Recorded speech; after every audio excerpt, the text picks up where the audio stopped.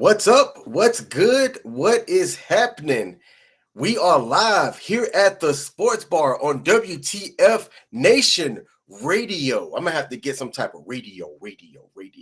I am one half of the Sports Bar, the actual King Smith, and I have my main man, Coach, checking in. Coach, what do you got to say to the listeners out there?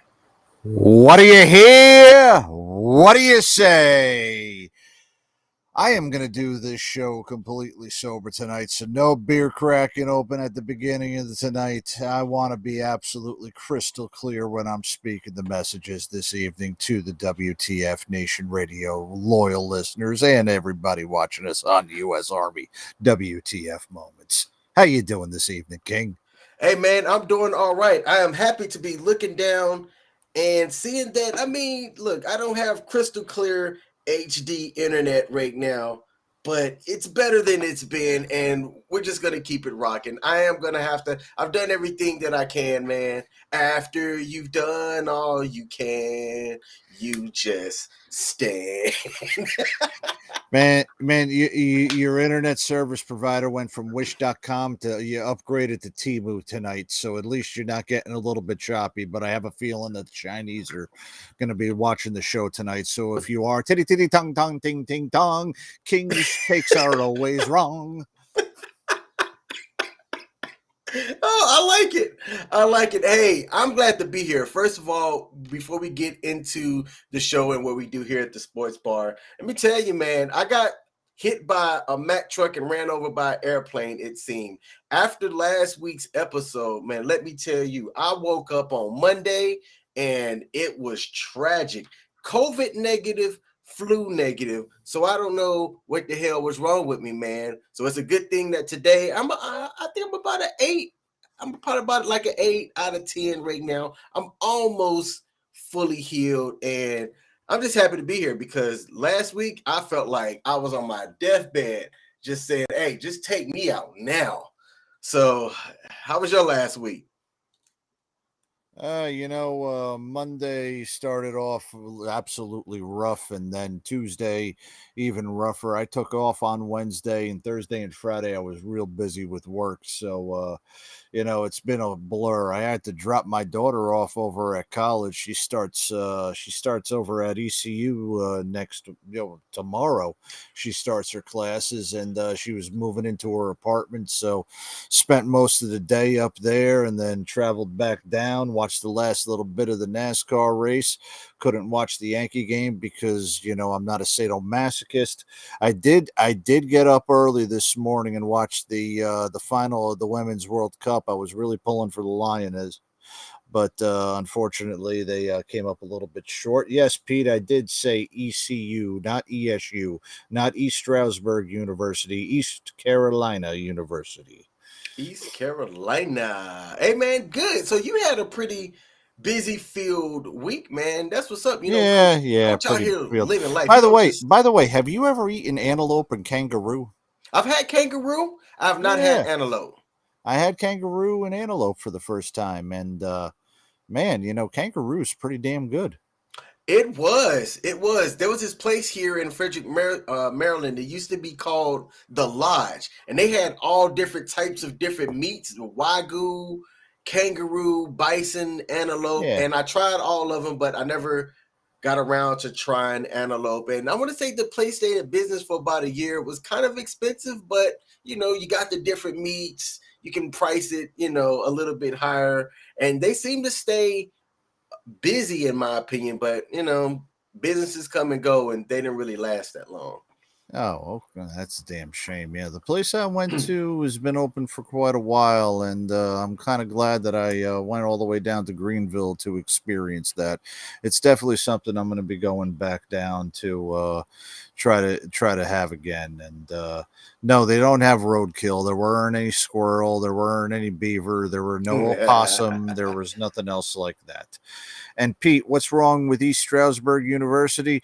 There is nothing wrong with East Stroudsburg University. I particularly love East Stroudsburg University. I used to play basketball on the courts of ESU, and I used to spend my summers right over there in beautiful East Stroudsburg. So I have nothing wrong with that whole entire East Stroudsburg area right off of I-80 in eastern Pennsylvania. It's a great area. I wish I could retire there. In fact, it's kind of a hidden gem to get all the way to what's it called? It's actually a hidden gem, for everybody who's working in the city and doesn't want to live in New Jersey. They would actually, it would behoove them to move over to East Stroudsburg, pay that $1 toll to cross over the Delaware Water Gap, and pick up the New Jersey Transit train all the way there off of I-80 and then commute into New York City. Save them a shit ton of money, but the commute's going to take forever and a day. But it's still nice to go ahead and do that out there. Whew. Man, I have to get away from the East Coast commute life. I am ready to move into a more rural. I hate saying that word, rural Yeah. lifestyle. All right. Let's acknowledge the early people here before we get into the show. Shout out to Evelyn, said, I'm proud of all of the guys. Hey, Evelyn, I know you watch some of the other shows here, but we also thank you for popping in Sunday night and catching us here at the Sports Bar. Salute to you.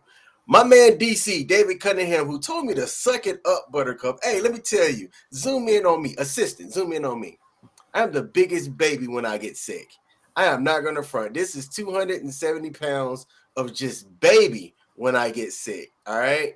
But I'm almost there. But hey, DC, I appreciate you popping in and saying, what's the good word, man? And he's giving us the update in the preseason game going on right now in the NFL between the Saints and the Chargers. I appreciate you doing that, David. Thank you. Shout out to my lady, my boo thing. Michelle Early is in the building, said, good evening, gentlemen. Hey, Michelle is the one who sent me a picture of Coach, which we're going to put live on the air for the first time here at WTF Nation Radio.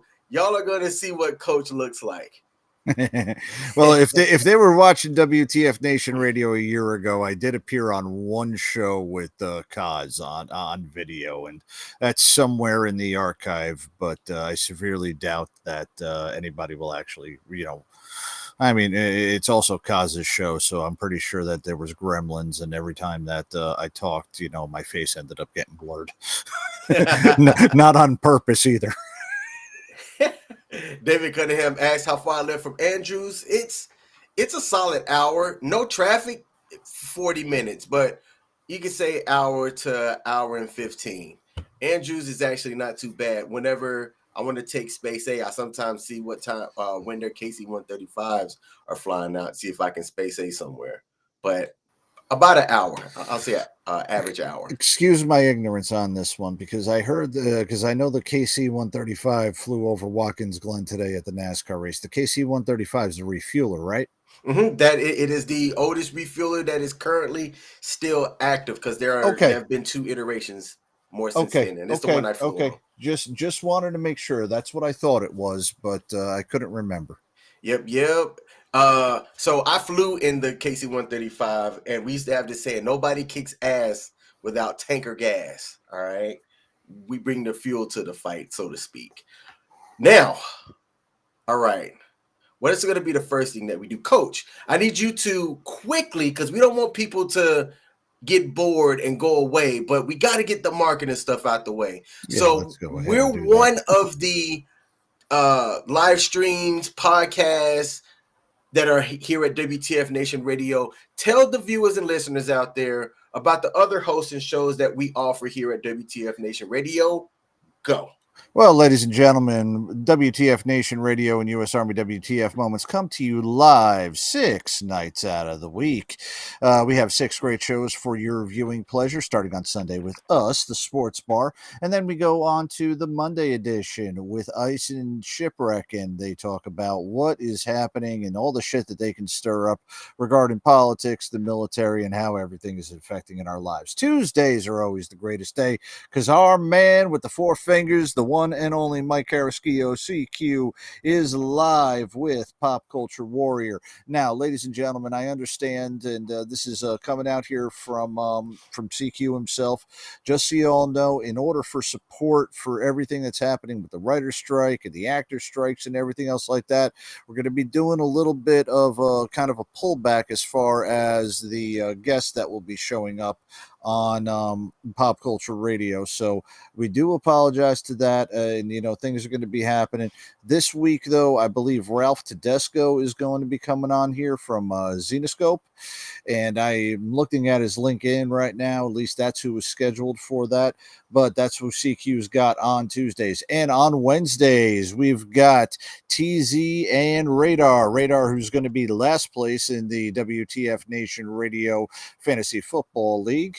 They come to you live every Wednesday with their show, The Smoke Pit. Absolutely great stuff that they were talking about on there, living out in about how crappy it is or how good it is to live out in the Dakotas, and talking about TZ's promiscuous life and her great t-shirts that she has on there. Coming to you on the Friday, Iceman is back, and he is back with Sergeant's Time, where we talk to you about what is happening in the military, talk to you about what is happening and is affecting the lives in the military and in the veteran lives out there. Speaking of that, a little bit of justice for the murder of Vanessa Guillen, the woman who conspirator, got 30 years in jail on that, and I'm pretty sure I still have something to say either on Monday or on Thursday with Sergeant's Time. And seeing that this week I did not get paid, that means that Friday Night Freedom is not on. But next week, yes, it would be a week from Friday. Friday Night Freedom comes back on with Kaz and Pookie, wrapping up all the news stories for the week and getting your takes on what is happening within the world. And as always, all of our shows on WTF Nation Radio are broadcasted live on U.S. Army WTF Moments and WTF Nation Radio across Facebook, Twitter, Kick, and YouTube. So whatever media platform you want to go ahead and check us up on, go ahead, check us out, hit that like button, hit that subscribe button, share this with everybody, go on to Reddit, show them that we're talking shit about sports and we're talking shit about us. Let's get the whole audience out there. Let's start bringing in more people. We're averaging, on our show, I've done some quick math because I was bored. We are averaging 6,000 people a show. And, 6,000 viewers a show ever since we started over in January. Been going live now for 8 months on and off, depending on how CQ's internet or how depending on how good CQ's internet is and how crappy King's internet is. We've been going live on and off for about 8 months. Let's continue to expand the WTF Nation Radio as well as U.S. Army WTF Moments. And go ahead, share that out with your friends. Get them out here. Let's talk sports with whomever you want out there. Absolutely, because we are here for you. I like it. And I'm trying to get over here and get us. In fact, you know what? I'm going to get my wife on here. That's what I'm going to try to get. Yeah. I need to get my wife on this. All right. Hey, let's get into something that's going to make people laugh real quick. It's not really sports related, but it is active lifestyle related. This video is an oldie, but a goodie. I'm not even going to do anything else to tee it up. Just watch it, enjoy. Let's do it. So us teachers would never ask you students to do anything we wouldn't do ourselves. Holy crap! What is happening? I didn't know you were... She's... Oh my God! Let's run that back. Look at him. So us teachers would never ask you students to do anything we wouldn't do ourselves. He starts flirting. Holy crap! What is happening? I didn't know you were... She's...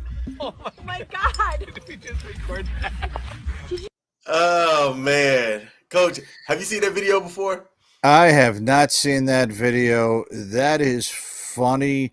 That reminded me of that woman who was stomping the grapes and then fell over, and then all you heard was, Yeah. oh God. She face planted into the grass harder than, harder than Zach Wilson last year behind his offensive line. Man, that was oof. Yeah. But that's where communication comes in. If you want to be a social media person, you got to make sure that you get all the T's and all the T's crossed and all the I's dotted before you do something out there, and don't be fake out of it. Just go ahead and make that jump instead of making a crap video, because now everybody's going to remember you for being the woman that jumped on her face right and face planted right in front of a hill while the other guy had no idea what the hell was happening. And apparently that lady was a teacher, and I know somebody that watches who's a teacher. And I'm telling you, I'd be that student that I'm gonna show up. I'm gonna have one of those personal projectors, and I'm gonna project it right as soon as I walk into the room for everybody to see. If I get my projector taken up and I never get it back, worth it. Man, do it. Worth it. Man, you know what? Right before graduation, like right as soon as they're about to say you're graduates, somebody needs to post a projector on whatever, auditorium or gym that they're at, play that video, and then everybody throw their hats up in the air. Exactly. All right. So, y'all, ladies and gentlemen, we are going to get our first reveal at Coach himself. Now, I had to dig deep into the archives for this one. But I have found a picture of Coach, and I got to do some things over here. Okay, yep, now it looks like I am ready. All right, ladies and gentlemen, I present to you Coach. This person right here said that the last time he bought a new Jets hat was when the Jets made the playoffs. So he is not going to buy a new one until they go back to the playoffs. Coach, is this you? Seeing the fact, all right, I wish that would be me. I wish after 12 very struggling seasons through ridiculous head coaches like Adam Gase, butt fumbles, Rex Ryan's feet, the chance that Fitzgerald would have ended up re-signing with them after going 11-5 and missing the playoffs. Right? I think a hat like that would absolutely I wish I could have a hat like that, but no, unfortunately for me, the only Jets hat that I have is the one that I got in 2016 when I went to the Jets game. I believe it was a Saturday night game, or it might have been a Thursday night game at home against the Miami Dolphins. I still have that in my car. And actually, I think I got that hat because I signed up for one of those credit cards and they were just giving it away. So I needed to have something. But that's the only hat that I have. And, I wish I still had my old Vinny Testaverde jersey. I wish I still had my old Wayne Corbett jersey, to be honest with you. But now, unfortunately, all my Jets paraphernalia are reduced right now to a plaque of all the retired greats that the Jets had. And by the way, congratulations, Joe Klecko, on finally getting into the Hall of Fame. That one Jets skull hat that I have that unfortunately is still in my car right now. That Jets beanie is in there. Now, that guy, I'm not going to make predictions on this show. Mm-hmm. I'm just going to say that if this guy does not get a new hat by January 8th, 2024, you're going to hear a coach that is not only going to be depressed, but he is going to be uncontrollably pissed off. Because as of right now, my fandom only consists of the New York Jets, the New York Knicks, and that one goes way back and forth. So too high on the yo-yo for that one. And the New York Yankees, who right now are the only word that I can truly use is that the wind is not being taken out of us. They're breaking wind on us. That's what they're doing to everybody right now. They're breaking wind on every single fan of the New York Yankees are right now. The team is, the owner is, the general manager is, the manager is, the analytics department is. But this guy's going to get a hat by January 8th. Yeah, I hope he gets a hat by January 8th. Okay, If that not, sounds then like that picture is going to come up, and I am going to take that hat and I'm going to wipe my ass with it. that sounds like something to clip right there. I like it. All right, shout out on that.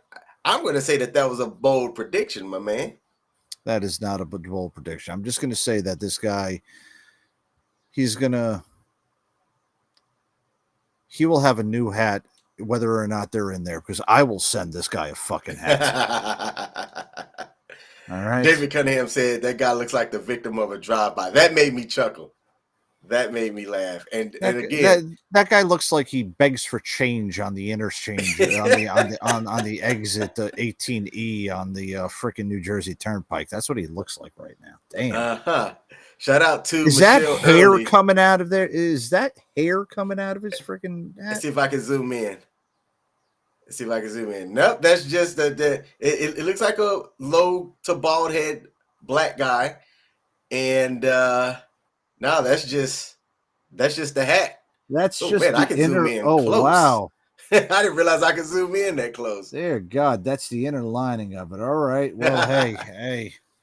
I was gonna say this guy definitely looks homeless if he's got a haircut looking like that with a hat like that, for crying out loud.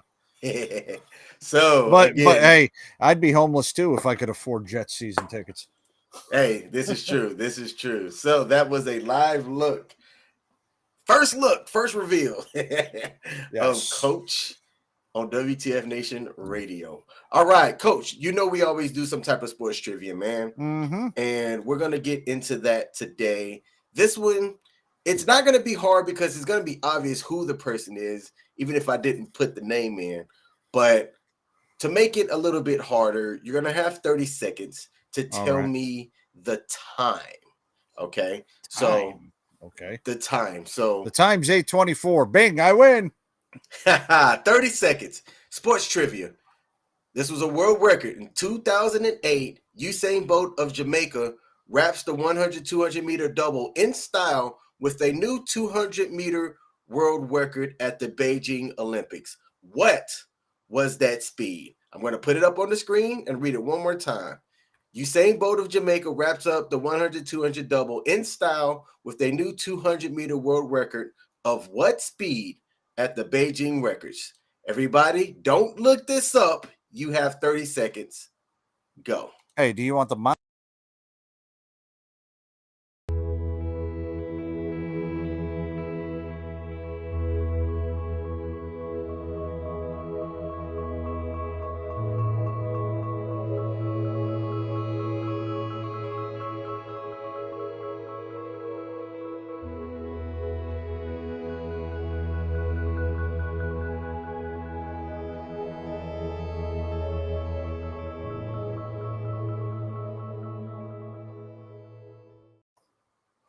I think you were going to ask me if I wanted the miles per hour or like the seconds. No, just the seconds. Okay. Just the seconds. I got you. Just the seconds. All right. So David Cunningham put miles an hour. I don't know how to convert that to seconds. I got no idea either. But 35 miles. Yeah. I mean, hey, look, I do have a graduate degree, but sometimes I'll still use Siri or something to get the conversion for me. Okay. So we got 19.8. All right. That's a good one. Coach in the back channel chat put 19.28. I remember Michael Johnson in 96 running a 19.32 in the 200. So if he broke the world record, that's where I got that from. Okay. And Michael Johnson did that in what year? 96. He did a 19.32 in the 200. Okay. Yep. So that puts Coach in the ballpark because it would have had to have been faster than that 19.32 because this was done in 2008. So, seeing no more entries, I'm going to display it up on the screen here. Usain Bolt broke the 200-meter world record with 19.30 at the Beijing Olympics. So, Coach was the closest. I need to get my two 100s of a second off. two 100ths of a second, which look, that's neck and neck. To the eye, you may not be able to see that. That might have to come down to a photo finish if you see a 0.32 and a 0.30, right? But with technology, those things are possible like that. Yeah. But yep, 19.32. What's the current? So let me look it up now. 200-meter world record. Is that still it? I know Usain still holds the 100 and 200, but I want to say the world record for the 100 is either 9.68 or 9.65 by Usain, and I don't know if he's improved on that 200 yet. So that's ridiculous. He did in 2009. It wasn't an Olympic record, but in 2009 he had 19.19. You know how fast that is? Shit. that's what I said when I looked it up. I said, "Damn, that's fast." Okay, a 19.19. So he basically ran, if we even put this into a 100, both of his splits in the 100 would have in the 200. If he did it and split that time in half, it still would have been faster than the 100-meter record. Yep. Wow. Because the 100-meter record, let's see, the 100-meter record, I don't know what the heck that is. Let me see. I want to say it's let's see, I want to say 9.68. The world record 9.58 by none other than himself, Flash Usain Bolt. Yep. Okay. So the 100 meters. So the 100 meters is still all right. So he still has the fastest. He still has the fastest. That 100 meters is faster than his 200-meter time because and this is going down to like milliseconds. If you cut that 200-meter in half, it's 9.5995. And 9.58 is that one. So his 100 is still faster than his 200. All right. Hey, and the women's record for both the 100 and the 200, do you have any guesses before I announce it? I believe it's still FloJo, and FloJo was at a 10.4. You know what? I just saw that whole thing about the Balco trial with Victor Conte on Netflix. I saw that one, and I remember seeing that when Marion Jones, basically was trying to beat that, was trying to go for the gold, and I remember seeing FloJo was like a 10.48, 10.49, somewhere around there, and I think like Marion had like a 10.5 something and won the medal, something like that. Do you think in our lifetime we're going to see somebody beat that? Oh, for women, yeah. For women, yes. I do think that there's going to be a woman that is going to be, in fact, I think in our lifetime, there's going to be a woman that's going to break the 10-second barrier. I think so. I think there's going to be somewhere down the line. I don't know how long it's going to be, but there is going to be some like Megatron woman that's just going to come out there, be built, just be and blow that away. Much in the same way that we're seeing, like, Usain blow away the 100-meter and the 200-meter records. In the same way we saw Michael Johnson blowing away those records, there's going to be a woman that's going to be that's going to break the 10-second barrier. I guarantee. I almost guarantee it that by the end of this century, there's going to be a woman that'll break 10 seconds.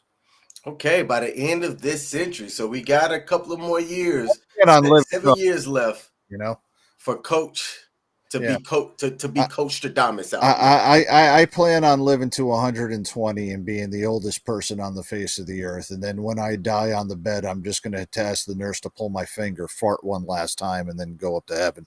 I like it. I like it. So David Cunningham has given us a name.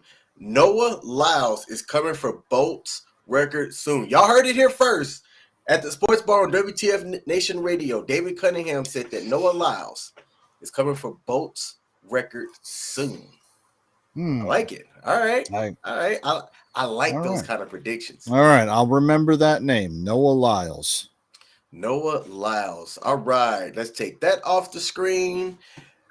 Before we get into our next thing, have you hit the like button yet? If you're watching this on a platform that has a like button, do me and Coach a favor. Mash that like button. That helps us out on the algorithm here at WTF Nation Radio. If you're listening this on podcast, I don't think there's a like button on the audio podcast that we normally put out as well. But any type of comments or anything on the replay, we appreciate it. Now, Coach, I am aware that you watched the Women's World Cup. What did you think about it? I saw the final. That is the only game that I wanted to see, just so I could see who won, prepare for today's show. I didn't watch anything else, and much like the rest of America, I'm kind of happy that the women's team lost. And I know that's completely unpatriotic to say, but Megan Rapinoe, and her loud mouth and all the antics and politics and everything like that. Look, we're tired of it. But I would say that watching the game today, I saw the first goal by Spain. And then I saw the penalty kick that Spain was going to have because of a handball. The Lioness goalie came up with a great save, and I thought momentum was going to be swinging back to England. But Spain toughed it out, including the 13 minutes of extra time. And by the time that I got done packing everything, all the extra time was done. The Lioness didn't answer. And Spain, congratulations to them on the Women's World Cup. I'm glad that, they won something out there. I think the last time that Spain's got a very rich history as far as football. Football. They've got their La Liga is one of the best leagues. It's right up there with the Premier League. They got some great teams out there: FC Barcelona, Real Madrid. Some phenomenal teams that when they're in the UEFA, they're always competing. In fact, if I'm correct, I believe Real Madrid ended up getting it. I can't remember who was in the UEFA finals against Man City this year. But Spain's always had a good history of professional soccer, football. I'm glad that Spain won that one. Good for them; they deserve it. And again, maybe a little bit of humble pie for America, and start getting rid of these loudmouths that want to make politics over playing a kid's sport. Yes, absolutely. Now, I'll tell you this. There was a lot of good news that came from this, right? Like these people have played Oh, I take hard. that They back. participate. I take that back. I am so sorry about it because it was Inter Milan that was in the standings for the UEFA Championship. So I apologize about that. I thought it was Real Madrid. Okay. I actually watched the game, but it was Inter Milan. Appreciate the correction. Appreciate the correction.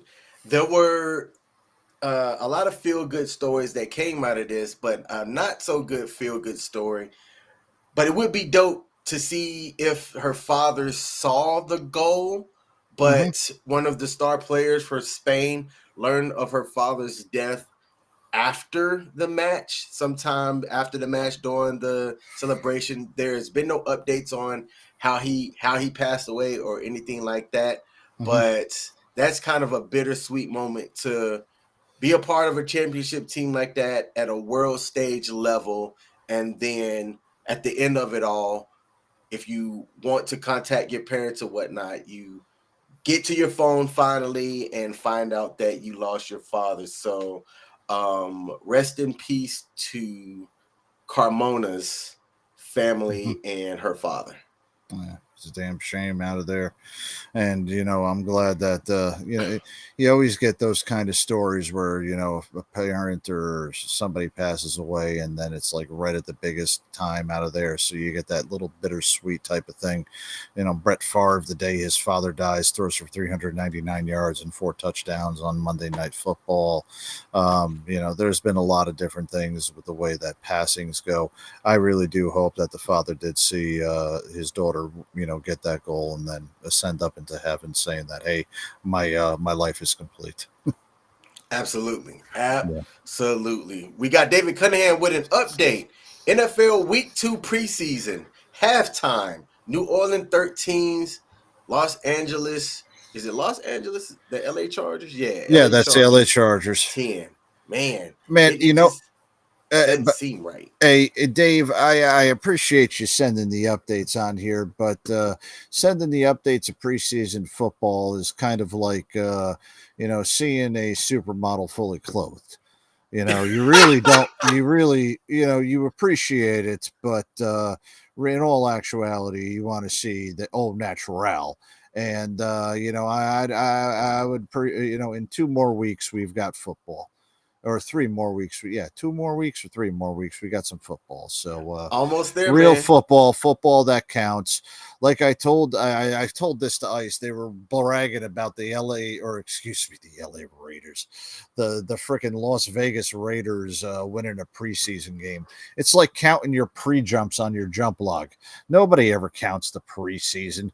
Preseason stats mean absolutely nothing. In fact, I'm going to say something about preseason stats.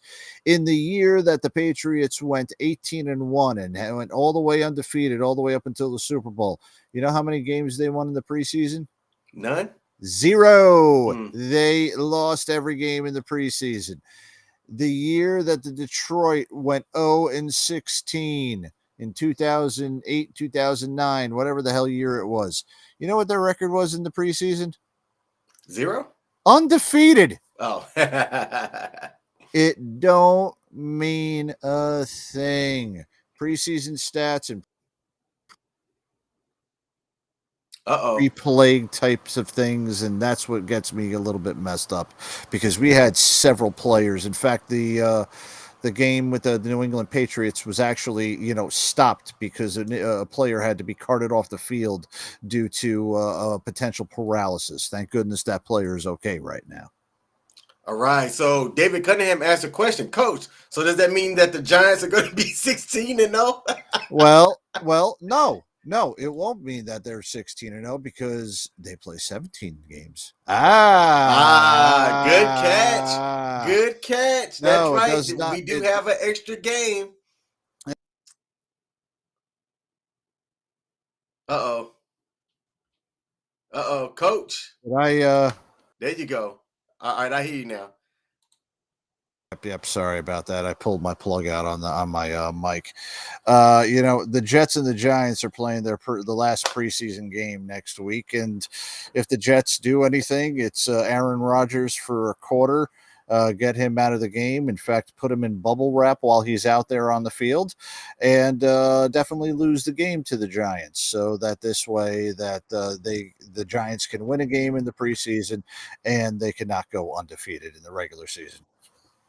All right. Hey, Coach, I'm going to ask you and the viewers a question here.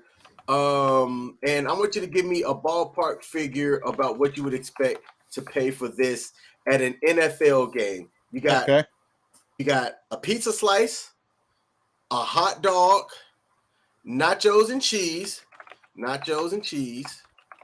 a drink, 3 chicken tenders and fries, a bag of popcorn, and a pretzel. How much would you think that you would be paying for that? All right. Now, seeing that I already saw this picture, I know how much it is, but I would say this: if I had to buy that over at Bank of America Stadium or at MetLife Stadium, I would possibly going up to $3 bills for all of that at one game. Very possible in New York. I would say maybe $80, $85 in Charlotte to buy all that. Yep. I was thinking when I saw the prices of everything, I'm like, all right, there's no way that this stuff is going to be what they said that it was. I would have given it. So I had just went to a concert at CFG Bank Arena in downtown Baltimore. Mhm. And for one, I want to say it was one, no, it was, yeah, 2 drinks and 2 food items. It was damn near $50. And I'm pretty sure that most arena event type places or whatnot are going to be very similar. So let me share my screen here. This came up on YouTube. No, I'm sorry, Instagram on ESPN's Sports Center account. Yep. So the items that you're looking at right here: popcorn, chicken tenders and fries, hot dog, pretzel, nachos and cheese, a slice, which to me that's dumb. I think you should say a cheese slice, not just a slice, because a slice could be any damn type of pizza. It can be, but and a drink. But if you just say all right, that's a differentiation of up north because you get a slice. A slice is a cheese pie. If you get a pepperoni slice, you get a sausage slice, you get a ziti slice. If you ever had ziti pizza, it's fucking phenomenal. But you always, whatever topping it is, you call it the blank slice. If you just get a slice of pizza, that's a cheese. Okay. It's an up north thing. Hold on. I took it down. So I accidentally revealed it. I would have expected to pay, I would have expected to pay around $70. And me and David Cunningham was thinking about the same price, around $60 to $70. But at Mercedes-Benz Stadium in Atlanta, they are setting the bar for prices and enjoyment. Look, I don't know how much the tickets are going to cost, but if you could get me this type of prices for a concession, then the average person can afford to take their families and not have to worry about, buying 1 bag of popcorn or 2 bags of popcorn and then everybody split it. Because the last time I went to a game that I paid for things myself, I was like, I can't imagine how a family with 3 kids goes to the game if they're making like the national average salary. Now, if you're wealthy, then it is what it is. But when you're having to worry about tickets for 5, that's husband, wife, 3 kids, or spouse, 3 kids. Parking, spouse, 3 kids. Spouse, 3 kids. What are we, Mormon? Parking, and then concessions while you're there. You're talking like a $600 affair to go catch an NFL game in person. Completely. For a family of 5. I went by myself one time. I got myself some really nice seats. I paid for really good parking because I wanted to make sure that my car didn't get broken into. And I treated myself to an adult beverage or 2 and some food. And by myself, I was at about 170, 180 total. And that was like cheap seats.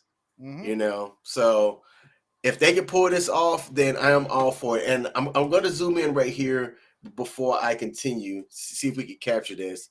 So a lot of the teams kind of got into it as well. And Mercedes-Benz came out and said, that's not just the Falcons. That's every event that they host there. And we're not even going to mention that sodas come with unlimited refills. And a lot of verified accounts had got in on this too. And I thought that it was dope. So, and then somebody on here came out and said that in Los Angeles, it would be about $90 for all of this. And it absolutely would, if not $100 when you factor in tax. Okay. So, but that's $92 in California easily. Like I said, 60 to 70 here in Baltimore, Maryland. Okay.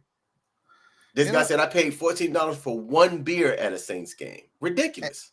And and I'm going to say this about Atlanta. There's 2 things about that stadium right there. They also have a Chick-fil-A there, but that Chick-fil-A is never open on Sundays. They still don't open the Chick-fil-A even for an NFL game because they also have other teams, the college teams play over there too. So, and the soccer, plays over there as well. So they're open for those, but they're never open for an NFL game. And for $20, yeah, that is a daggone great price for everything. And have you ever seen the retractable roof on the Mercedes-Benz Stadium? No, and since that stadium's been built, Man. I've never seen it in person. All And right, all right. I'm from the South. All right, I will tell you that just looking at videos of it and everything, I mean, that stadium itself is one of the most state of the art stadiums, but it does kind of look like Megatron's butthole when that thing is opening and closing. Okay, I will say that that's exactly what it looks like. It looks like a robot butthole, but it is one of the most innovative stadiums when it comes down to allowing the natural light in, allowing the retractable roof.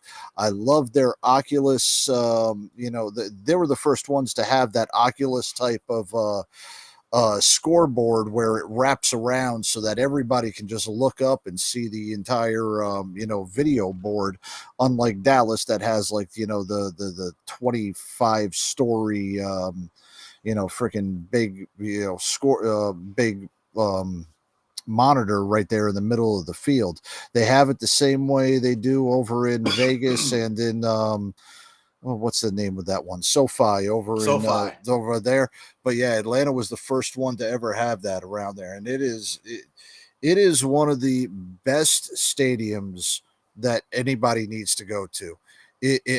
From my understanding, like apparently they're also one of the most eco-friendly stadiums where 90% of the waste that is produced during a football game is recycled in one way or the other, like the excess food, all of the cartons and the drinks and all that other stuff. Like 90% of everything that is produced over there during a game for waste wise is recycled. So it's an awesome type of feat of engineering, and it's an awesome type of sustainability thing if you're into that. But for me, I would say that is kind of cool.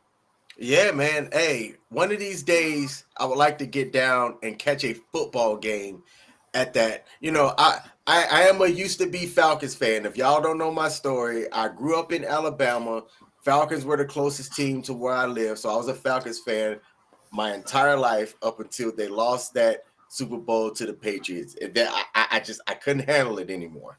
Mm-hmm. So I am now a temporary Baltimore Ravens fan until I leave Maryland and I get a new home. So my current fandom right now is attached to locale, but whenever I do, get somewhere and get settled, I will then have my. Before we go and talk about anything else, I want to acknowledge David Burns in the chat over on Facebook said watching from Cedar Hills, Texas. Hey, that's what I'm talking about. You could have been doing anything else on a Sunday evening, which you probably are. Hey, if you're watching TV, watching the preseason game while you have us up on a mobile device or a laptop or on another TV, we appreciate everybody that takes the time to watch while it's live or even during the replay. So to David Burns, I want to give you a salute, man. I appreciate you tuning in from Cedar Hill, Texas. Hey, can we acknowledge this comment up here from Mike Larson real fast? All right, let me see. Let's bring this up. Are you talking about this one right here? Shout out to Mad Mike. Yes. Shout out to Mad Mike. He said, greatest Leagues Cup match ever was last night. Messi is raising Inter Miami to a new level and electrifying MLS like nobody has before. Beckham didn't do what he has done so far. His colleagues all selling their souls for blood money to Saudi Arabia. Man. Did you watch the match last night? I did not watch that match last night. I did watch the highlights of that this morning, and I have to agree with that statement as far as electrifying the MLS. The MLS commissioner has basically come out and said that every other team needs to capitalize on Lionel Messi being part of Inter Miami, and when he comes to town, really need to promote it and get the people out there for him because he is electrifying. I believe he's scored a goal in every single one of the matches, and if I'm correct, it's like all the matches that he's participated in. He scored the winning goal for the game, and he has done something. Yeah, and he has done something because Beckham came over here and Beckham brought all the fanfare and all that, but Beckham also wasn't a scorer either. And if anybody had known anything about Beckham as far as what he really wasn't a great scorer in the way that Lionel Messi is. And obviously, in the United States, we like our offense more than we like our assist man or our defense. But the MLS is finally at a point where it could be relevant. And Lionel Messi has brought that sense of relevance that hasn't been seen since Pele was towards the tail end of his career and playing for the New York, New Jersey Cosmos back in the early 80s.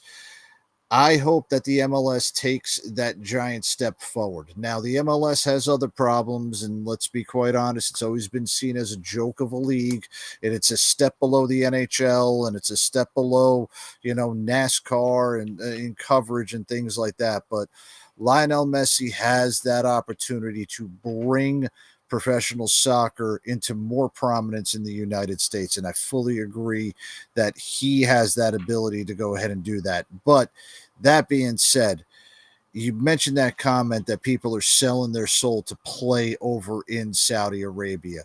And Saudi Arabia is doing the best that it can to whitewash any type of geopolitical turmoil they have by spending money on professional sports. You have that whole situation with Live Golf. They've donated, they had like a 10-year $100 million or $200 million deal with WWE to have a crown jewel event every year in Saudi Arabia. They've been doing this now with their soccer league because of all the money that they've had from the producing of the oil. They're trying to diversify the money that they've had. And let's be quite honest, it's kind of in the same vein of women going over and playing professional basketball in Moscow. It's not going to turn out good towards the end. Something bad's going to end up happening. And the people that are participating with this whole thing with Saudi Arabia is going to end up having some type of egg on their face, and it's going to have nothing to do with their actions. It's going to be having to do something with the nation state that isn't as trustworthy as we deem them out to be.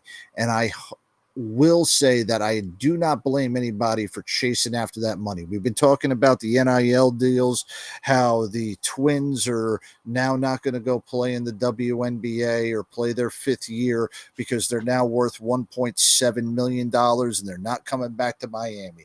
How Livy Doon is worth God knows how much money and she's cashing in. I do not fault those athletes that are getting those massive paychecks to go play for them. But be careful what you are doing, because when you sell the soul to the devil out there and the egg comes back on the face and their name gets brought down, by association, your name is going to get brought down too. Man, hey, that's an interesting take by Coach there. Let me know in the chat if y'all agree with that. I would absolutely love to hear what others would have to say about that. So I'm going to stay on this for a second while I check the comments. I did star some things that people have said, and we're going to come back to it for certain.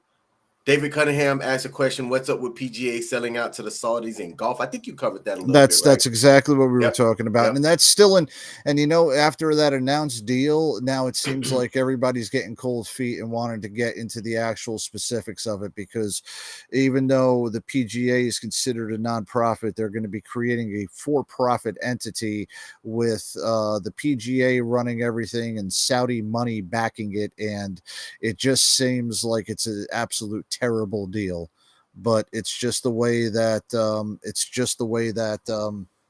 Bad business from the PGA, bad business from the Live Golf Tour, and two bad businesses coming together with their terrible practices are not going to make a good business decision.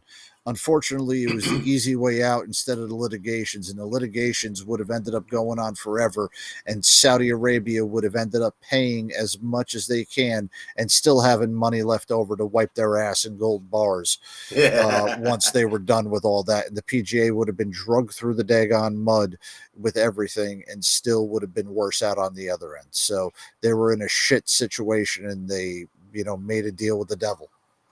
Okay, all right. We have Mike Larson said 100% agree with you, coach. And I think it'll be hard to find anybody that would defer, because as you were saying, and I'm like, I agree, absolutely. So with that being said, we're going to take a little bit of a pause here, but we're not going anywhere. I want to acknowledge that I messed up on something, but it was me being a baby over the last couple of days. So we announced last week that we were going to have a WTF Nation Radio listener league that runs on ESPN for fantasy football. The league is set up. I did not market it, right? But I'm going to tell y'all, if you're interested, go right now. I've already gotten the station managers who wanted to be in it, but I'm still going to leave it open for them. The link to join is on Facebook. So if you're watching this on YouTube, you're going to have to go over to Facebook.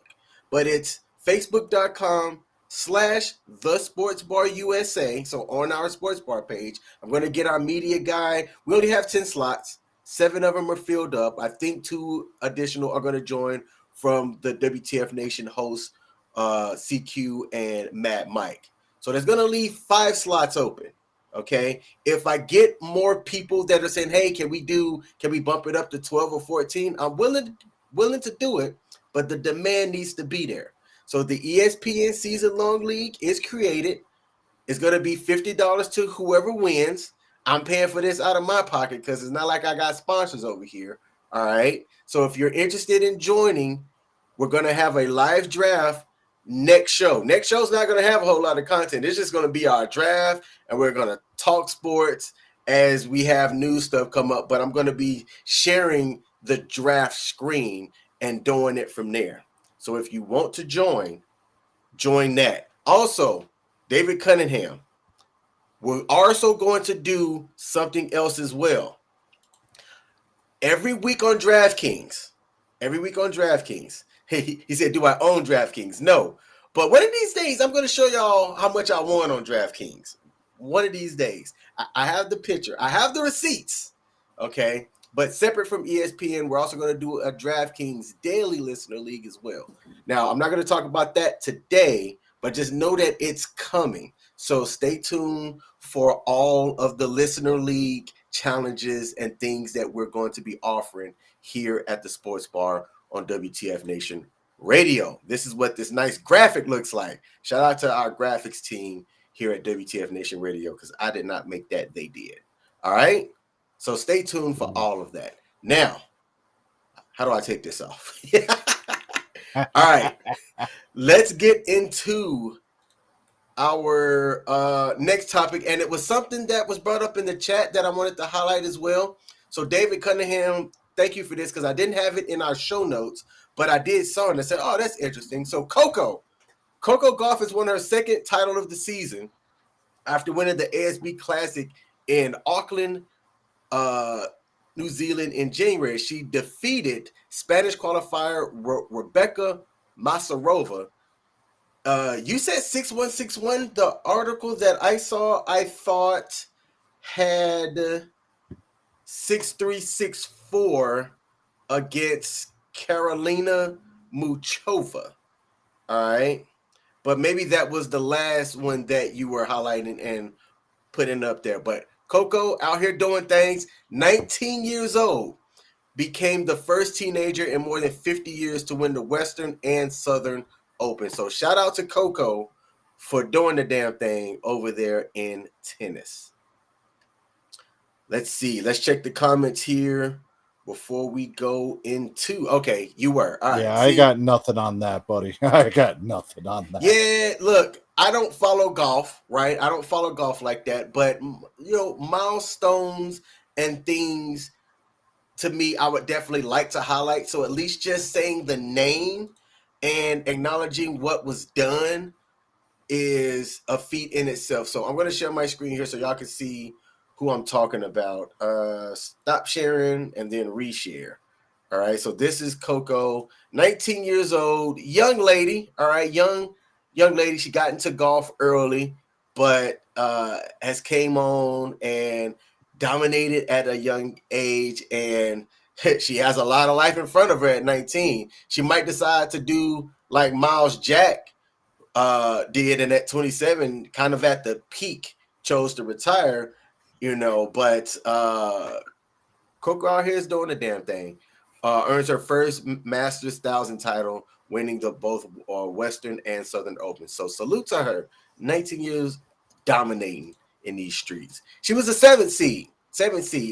She had decent odds of winning it, even as a seventh seed, but I don't think people would have put a lot of money on her winning, and she came out there and dominated. Okay. All right, let's see.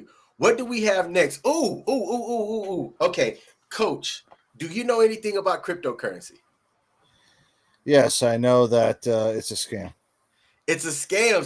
So all right, that's interesting. We've talked about this. We have. Well, if you were not aware, okay, there were two teams that played into the WNBA Commissioner's Cup Championship this past week. Do you know who those two teams were?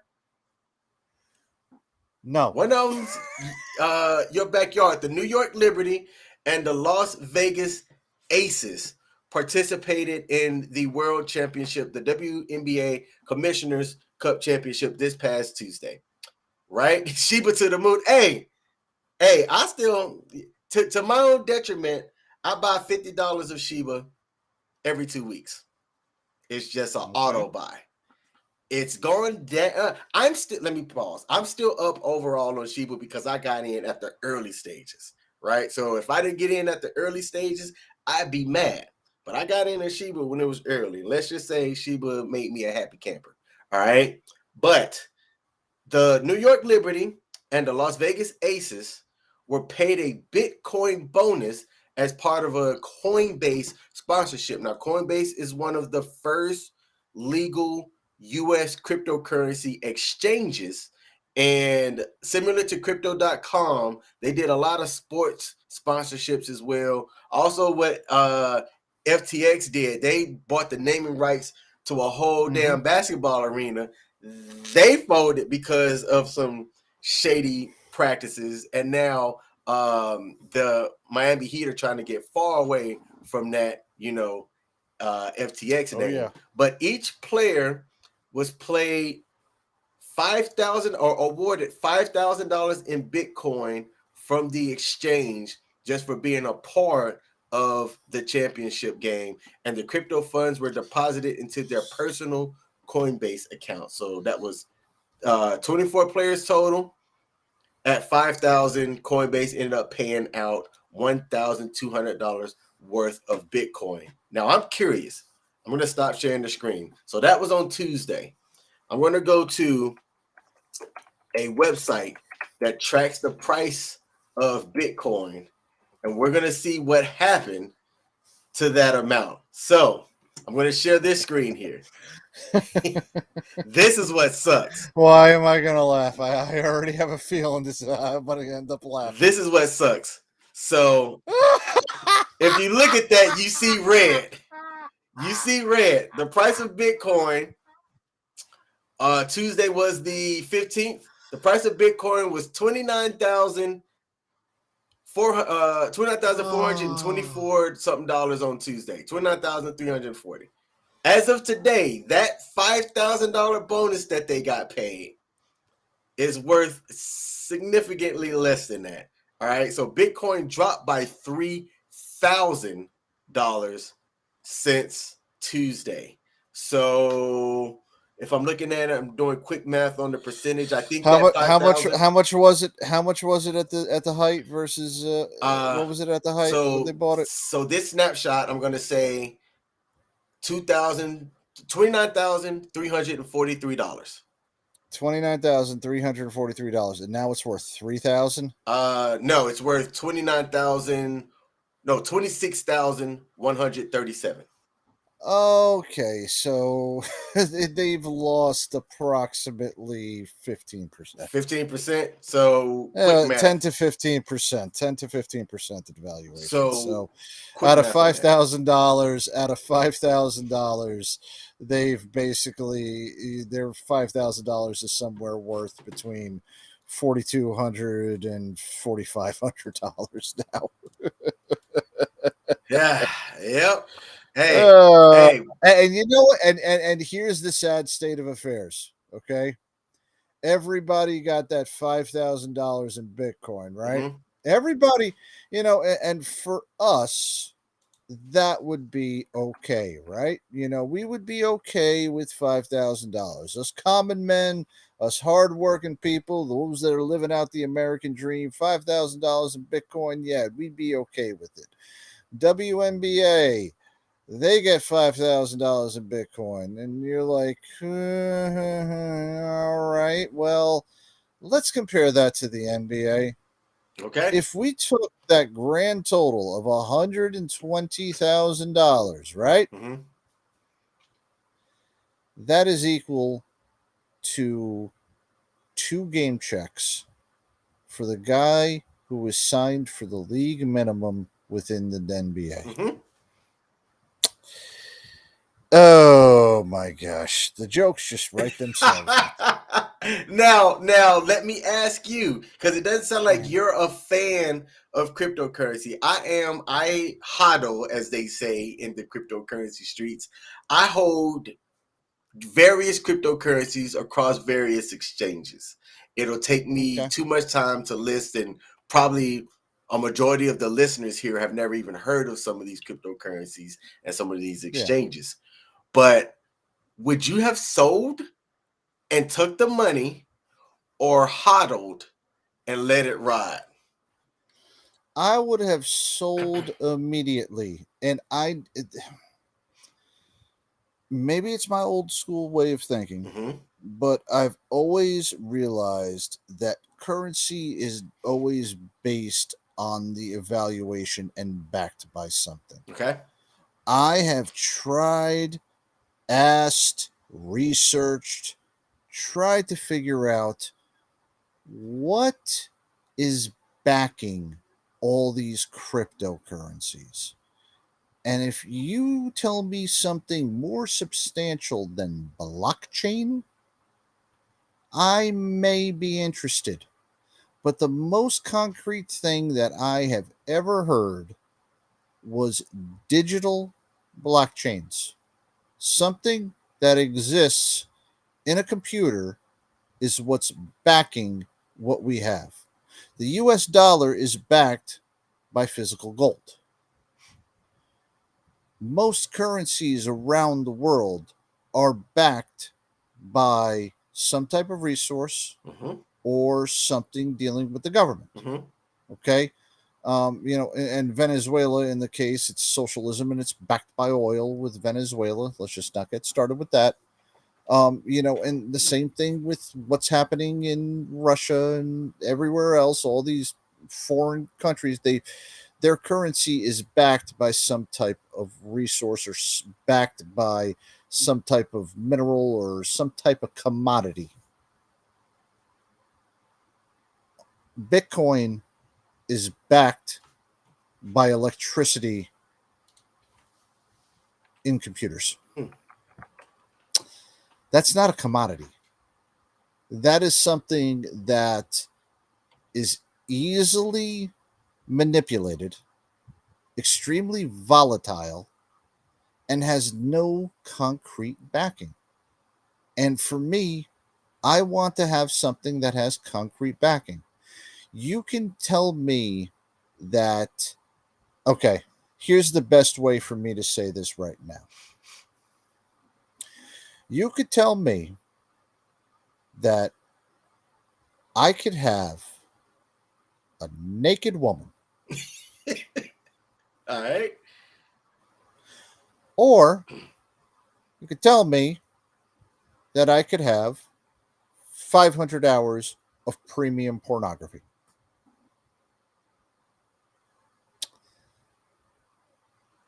What am I going to choose? I mean, most people would take the physical thing that's right there in their face. Exactly. In the old days, and King, you might be a little bit too young for this one, but there were a lot of people that were talking about Coca-Cola back in the mid 90s. Can't beat the real thing. All right? You can't beat the real thing. And any person, in any way, shape, or form, you cannot beat the real thing. I will take a naked lady, okay, any day of the week versus pornography. And I know this sounds crude and disgusting, but it's true. Any woman that is listening to me right now, King, I'm not saying anything bad about you and Michelle, and I don't want to get involved on that. But I'm pretty sure that she would rather prefer the real King Smith instead of a video of you naked. I'm just saying. Yeah. Can't beat the real thing, baby. Hey, all right. You are correct. Bitcoin is not backed by any type of physical thing. Its value is derived from the people that operate it. But I'll say this: I'm going to go back here and well, this isn't going to be a cryptocurrency live stream, but It's okay. but It's okay. I am going to say um, it's still interesting that something can carry and have a world market value of $509 billion, and I'm going to show that on the screen $1 billion, here. yeah. 509 billion with a B.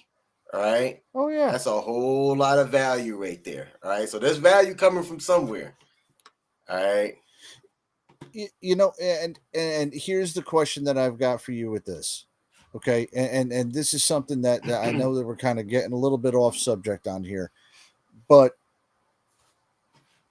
when we give out trophies, or when sports people give out trophies, the Lombardi Trophy, the Bill Russell Trophy, you get the Stanley Cup.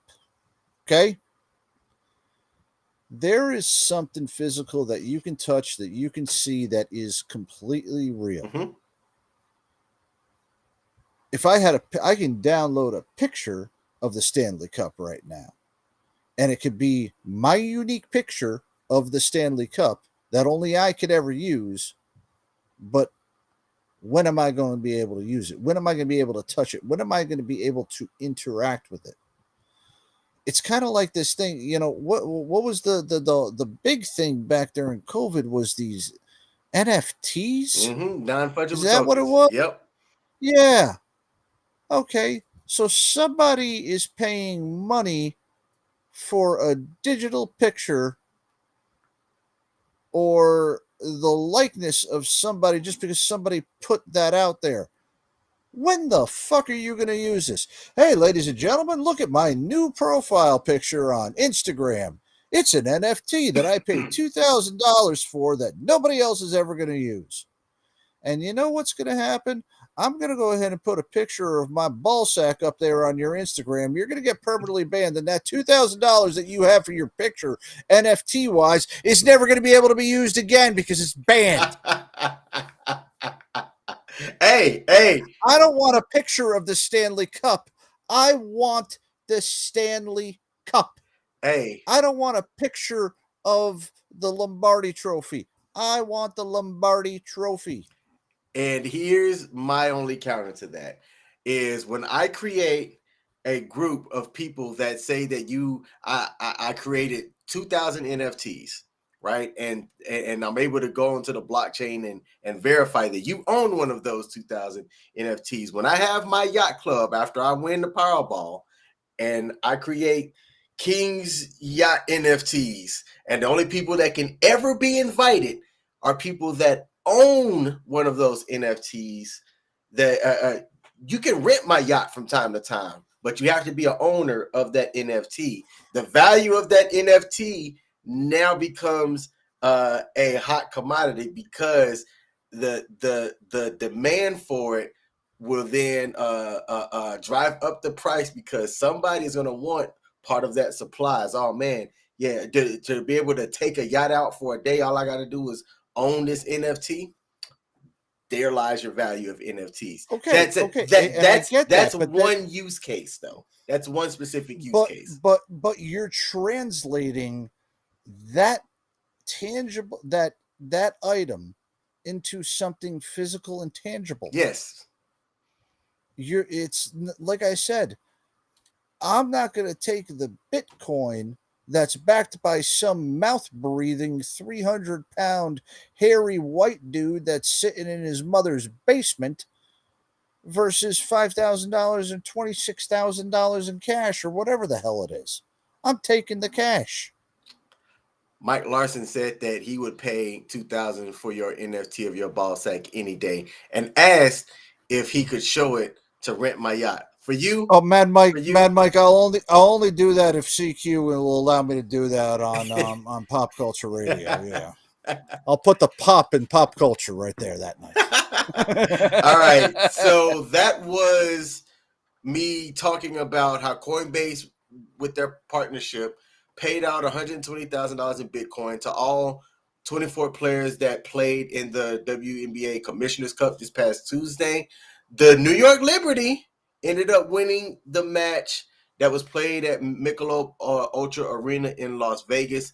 Fans that were in attendance were offered a collectible NFT that came from Coinbase to commemorate their attendance.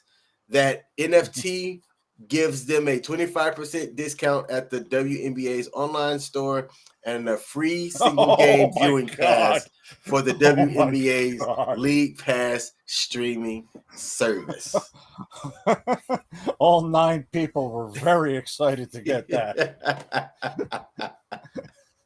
I would have been better off with a free flat Diet Coke. Have you heard of Julio Rodriquez in baseball? Yes, I have. J-Rod, yes. Tell the people about J-Rod.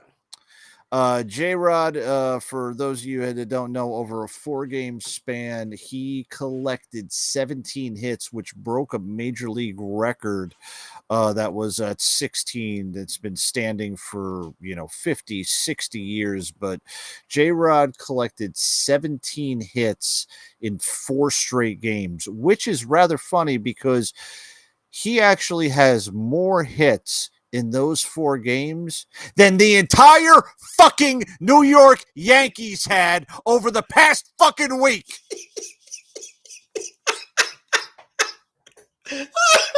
No, congrats to J-Rod. That's an unbelievable accomplishment that he's had. Oh, man. Oh, this is great. Hey, to my assistant out there, make sure we clip that and post it on the Sports Bar USA page. Oh, that was hilarious. Whew. Okay, so one guy from one team has more hits collectively than all of the Yankees over the last couple weeks. I like it. So embarrassing. If I understand it right, Julio is a pretty young guy. He's like, yes, he is. Let's say in just his second MLB season, he's already rewriting history books. Okay. And I'm glad that that's happening, and I'm glad that a streak like this happens, because this is the way baseball's supposed to be played. You're supposed to get the ball in play, get on base, create the runs, create the hits, take the hits, and not just doing it. I mean, what J-Rod is doing right now is he is dialed in more than any other person within MLB history is. You could talk about last time that somebody hit 400 and how great Tony Gwynn was with how well he was hitting. Tony Gwynn never had 17 hits in a matter of 4 days. In matter of 4 days, and with how you're pulling that out, he is like 17 for 21.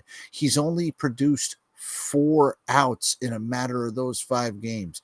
He has been on base 17 times. That is an on base percentage of over 850 just based off of hits. That is a phenomenal streak. It is hot. Okay, you can't get any hotter on that one. The closest that you can was when Reggie Jackson hit 5 straight home runs in 5 straight at bats, going over Game 5, Game 6 of the 1977 World Series, and then hitting a freaking home run on the first day of the 1978 year.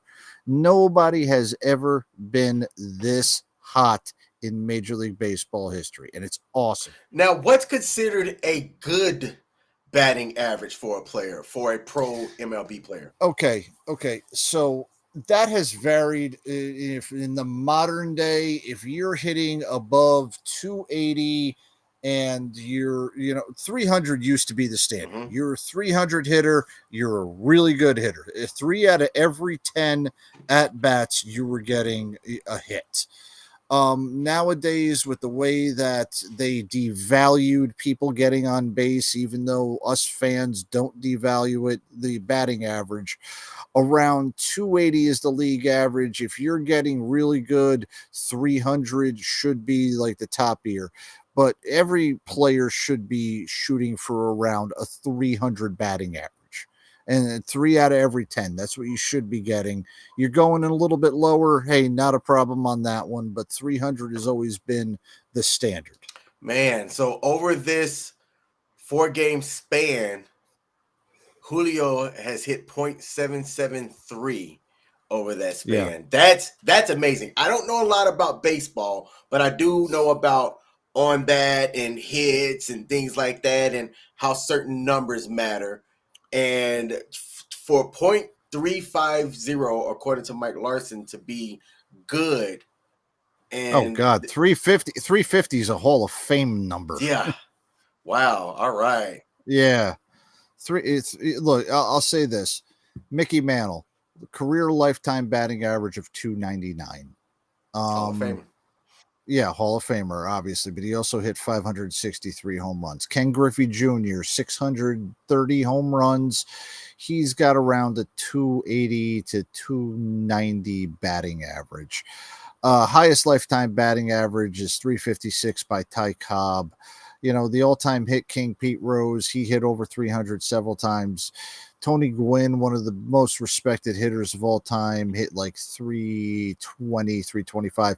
Manny Ramirez, when he retired, he was 315 batting average, along with 555 home runs or something like that. You get up into that 350 era, you are having a phenomenal season. You get a 300 era, you are an all-star, and you're definitely a potential Hall of Famer if that is your career and you bat 300. Man, I wonder what it feels like, because Mike Larson said that there was a guy who was batting at 400 in July and have fell off since then. Yeah, that was Areza from the Miami Marlins, or Florida Marlins, whatever the hell they're calling themselves now.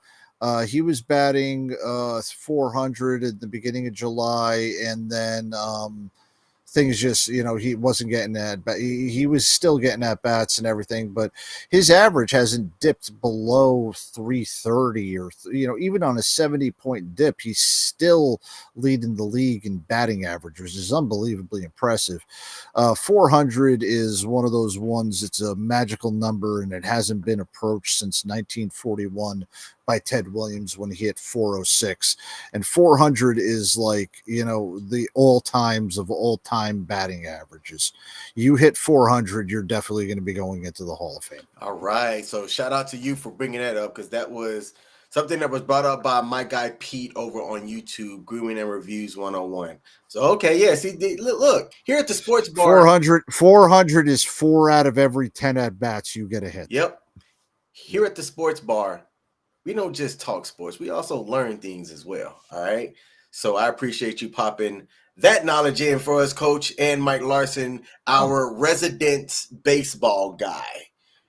Now, that record that Julio Rodriguez beat had stood since 1925. 1925, it was Jesus. 16 hits by Milt Stock, who played for the Brooklyn Robins, now known as the Los Angeles Dodgers. Yeah, they became the Brooklyn Dodgers. They became the Brooklyn Dodgers, and then they moved to LA in 57 or 58. I can't remember.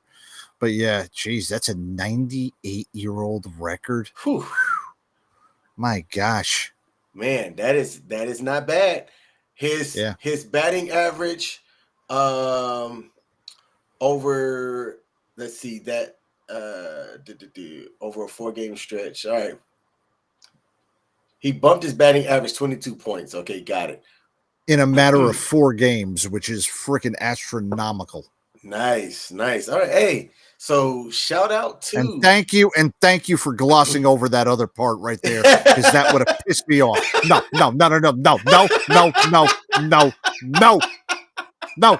Don't want to see that fucker's name either. I didn't even realize. I'm not looking at the screen. I didn't even realize that was in this article. Not looking at the screen. All right, so hey, assistant, zoom in on me. Let's actually, I ain't gonna be able to do that. Let's do this. Let's highlight this for everybody. All right, class, read this out loud. The Yankees have 17 hits, 4 runs, 25 total bases, and 2 homers as a team since Wednesday, while Rodriguez has 17 hits, 5 runs, 25 total bases, and 2 homers as an individual person.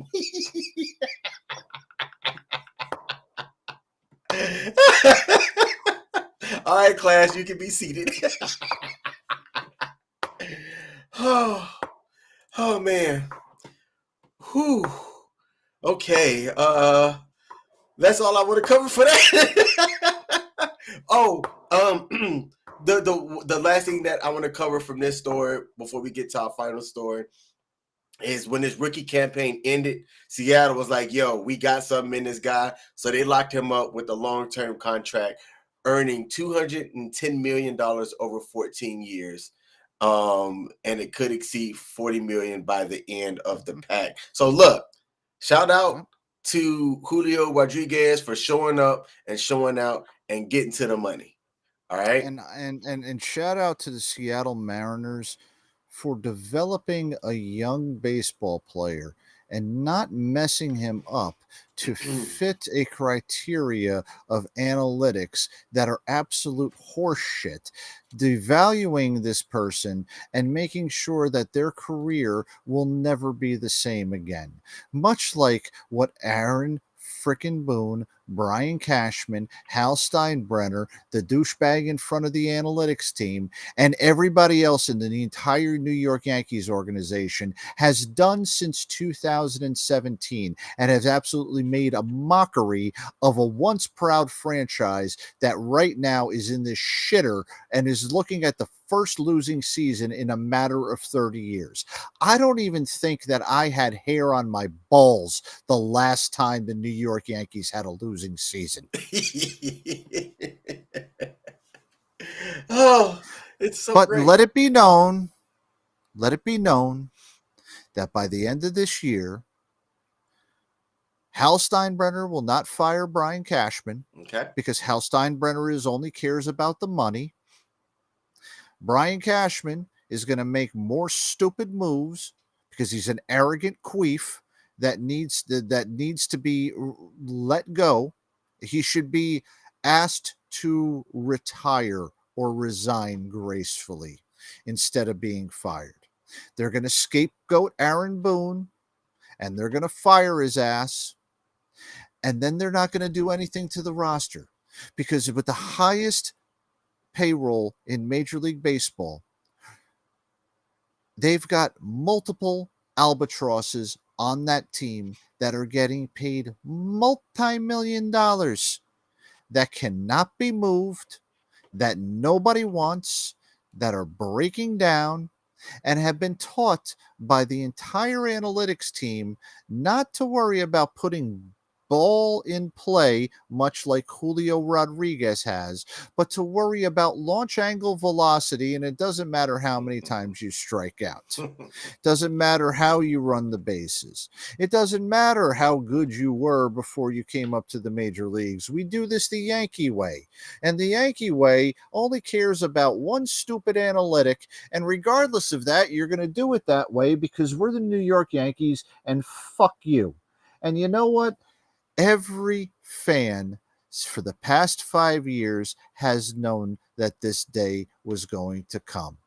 Every person knew that Brian Cashman was absolutely full of shit, completely past his prime, and didn't know his head from his ass when he wanted to sign Hanley fucking Ramirez over Derek Sanderson Jeter, the goddamn captain of the New York fucking Yankees. You wanted to sign some guy who didn't last in the league any longer than damn Derek Sanderson Jeter. But you're the smartest person in the room because you got lucky with one person who has been succeeding despite the team, the management, and the manager in Aaron Judge. That's the only person that they can actually talk about that they developed. Oh, and might I also add, Aaron Judge has a personal hitting coach that is not on the Yankees staff and is the only person over the past 5 years that has done absolutely everything that he can in order to carry that shit stain of a team on the back because Brian Cashman cannot build a freaking team anymore. And Aaron Boone is doing absolutely nothing but pattering somebody with all these pleasantitudes. I swear to God, Brian Cashman is a moron. Aaron Boone is a walking participation trophy. I hate the fact that the Aaron Boone talks about how positive everything is and blah, blah, blah, blah, blah, blah, blah. And then his freaking team echoes it like they've got his hand up his ass and all they're doing is puppeting. And it's bad enough that Aaron Boone has got a freaking Brian Cashman's hands up his ass and is puppeting everything that Brian Cashman has out there. Your player development team has been absolutely terrible. You have become a laughingstock. You're not even the Cowboys anymore. You are the New York Knicks. Hal Steinbrenner is baseball's version of James Dolan, a rich douchebag son of the owner who only cares about money and doesn't matter. And it's not going to matter because every night 40,000 people are going to show up to Yankee Stadium, and they're going to show up because they love the team, but they're also going to show up to boo you, and they're going to show up to tell you that you're an absolute joke and you need to change. But it's not going to matter because no matter how many times 40,000 people show up to boo everybody there, that is going to be money in Hal Steinbrenner's pocket. The only guy I know whose team has been increasing in value multiple times over again for the past decade, yet he has to cut payroll because he doesn't want to pay a freaking luxury tax. He doesn't care if the Yankees win. All he cares about is his business. And you know what? We can't fault him for that. But we also can't say one thing. He's not his father.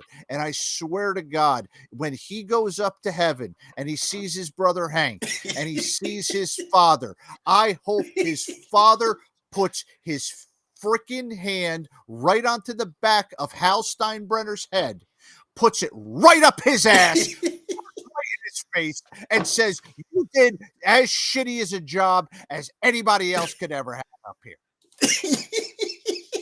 You're an absolute joke, Hal. You're an absolute joke, Brian. You're an even bigger joke, Aaron. And you have made the New York Yankees the new New York Knicks. And I'm just glad that you haven't hired Isaiah Thomas because that would be the death nail of it. All right. In fact, you know what? If you really want to do something, if Hal Steinbrenner really wanted to prove that James Dolan part 2, he should sign Alex Rodriguez.